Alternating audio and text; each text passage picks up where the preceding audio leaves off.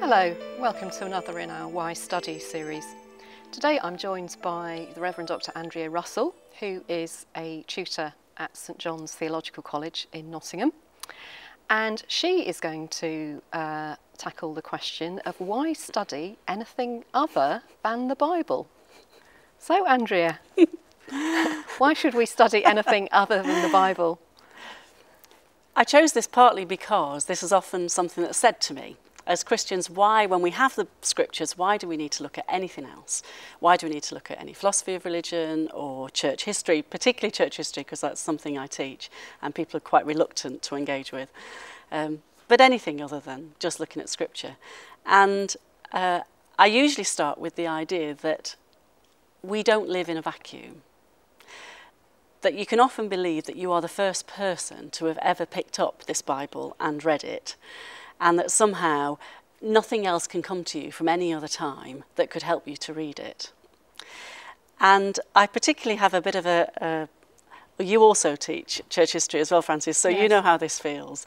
A bit of an uphill struggle when it comes to the idea of looking back over the centuries and saying that these people actually might help us to live as Christians today. I think it's Chesterton who said something about the democracy of the dead. And I love that idea that actually those who have gone before us can speak to us now, not just about what their time was like, but actually how it means to relate to God now together. Right. So what do you think a balanced theological syllabus would look like? Lots of church history. Yeah, well, obviously, yeah. It's a case of acknowledging the fact that the Bible itself asks us to engage with other things. That this isn't a text that it was ever meant to be totally self-contained. So when we make it like that, we do it a disservice, because it's actually asking us to dialogue with other people about what we read. We see that actually happening within the scriptures themselves. You know, the disciples saying to Jesus, "Goodness me, what are you talking about?" and talking to each other about that. It's also asking us to dialogue with the context around us. And the Bible very much looks back all the time. So if we look into the Old Testament, the Hebrew scriptures, they were always remembering what had happened to their ancestors, because they believed not just that it kept them grounded in some way, but actually it spoke to them in the present. So history was important for them.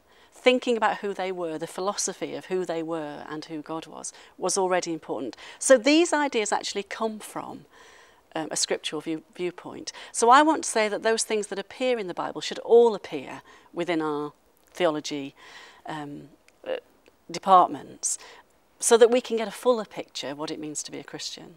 Okay, so we're looking at the Bible in a very historical way and trying to understand the situation in which the people who we see depicted in the Bible were finding themselves, and then we're using that to relate to our experience today. What other things do you find that students want to study? Well, they always want to study practical theology. Yeah. Particularly at St John's, there's a big emphasis upon mission, upon how we live this out, and I think that often actually counteracts the idea of doing anything else, funnily enough. It's a case of we're happy to study the Bible and we're happy to get out there and do something, but the bits that come in the middle are the bits that are more difficult. And yet the way that we act, what we do as Christians, is very much fed by the things that we believe. And some of those things are quite unconscious. So we may say one thing, and actually we may deep down think something different. So I think that having some really concentrated time studying theology is a bit like peeling an onion. We're trying to find out what it is we really think, rather than just what we've been told. It's an engagement. And we find some surprising things out about our own beliefs, I think. Yes, and I think one of the other reasons which makes ordinands, students who are studying for ordination want to study the Bible, is because they see it's something they're going to have to use for preaching. Absolutely. So in that sense, it's also feeding into the notion that it's part of the practicalities of ministry Yes. is being able to say something, one hopes, moderately intelligent about the We are readings hoping for the for that. day. Yes, yes. So it's given a kind of rather sort of functional approach, isn't it, very often? Yeah. Or a too mystical approach. Right. So this idea, and obviously we want to promote things like reading the Bible slowly and taking it seriously and allowing it to soak into us. But again, we mustn't forget that other people have also done that. And the methodology that they use to do that is important to us. And the things that they came up with help us to discern what it is that God is saying to us and what we've made up and what we'd like to believe and what is the effects of last night's tea or whatever. Now, we're both church historians, or We I are. think you might call yourself a historical... I would. a historical theologian. Yeah. What do you find is the most effective way of pitching church history to your students? Initially, by trying to focus upon an individual and really bringing their life alive. So rather than just being a set of dates or a set of things that happened, actually showing this, and it's usually a man, sadly. I keep trying to find out lots of the women, although I am teaching things like Perpetua and how she had a role. But how this person was trying to live out what it meant to be a Christian in their life, and how that particular historical context brought specific things out of them and specific questions. And again, how many of those questions still resonate with us about what is true, how do we know this is true, how can we trust the councils, for example, and the decisions they make and the creeds, and trying to breathe life back into what has often become quite dry and turgid, really, for a lot of Christians.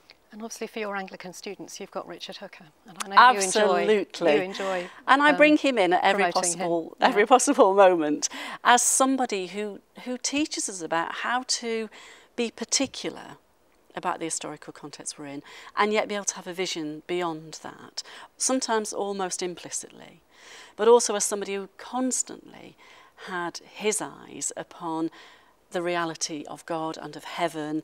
He talks a lot about angels. So if we think this is all dry and dusty and has got nothing to do with the spiritual, however we want to define that, isn't true. And as we delve much more into the lives of these people, we see the real nitty-gritty of lives that are just trying to live out and grasp for truth, I think. And besides Hooker, do you have any other sort of favourite Anglican historical figures that you feel I don't think it's illustrate these yeah. things well? Well, I don't know if it's just about being Anglican, actually. I think I want to move out of Anglicanism at times. I mean, I think I mentioned that we were looking at the martyrdom of Perpetua as one that particularly grabs the students as a lay woman, a woman, actually, able to stand in this arena and talk about God and talk about her faith in a way that actually lots of students hadn't thought was possible in someone of that time and in that way.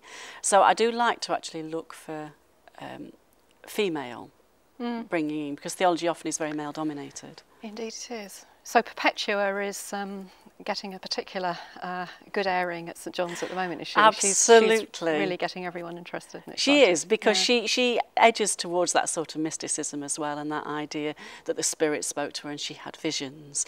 And St John's is an evangelical charismatic training college, is how it would define itself, although it has students of all breadth of churchmanship there.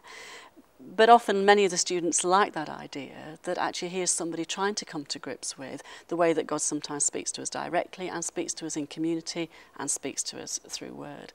So she brings that in at the same time as we can teach about the dangers of some of that.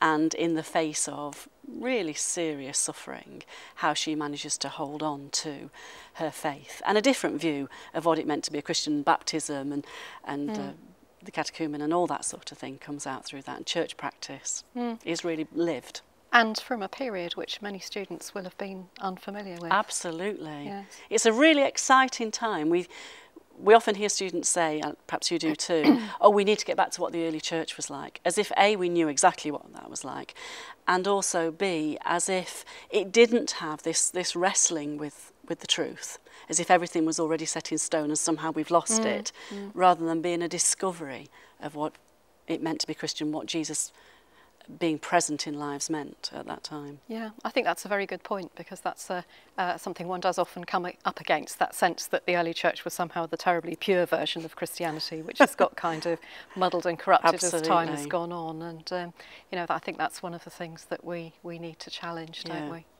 Yeah. Because it evolved, because we can see, and that's the exciting bit that you and I get when we're talking about the movement towards the creeds, that it's all about a Christianity trying to find its identity, and still is. Yes, and in every generation Absolutely. we are reinventing ourselves anew. Yeah. Well, thank you very much, Andrea. Lovely to talk to you today. And you. And thank you for telling us about why we should study a whole breadth of things in order to have a deeper Christian vision. Thank you. Thank you.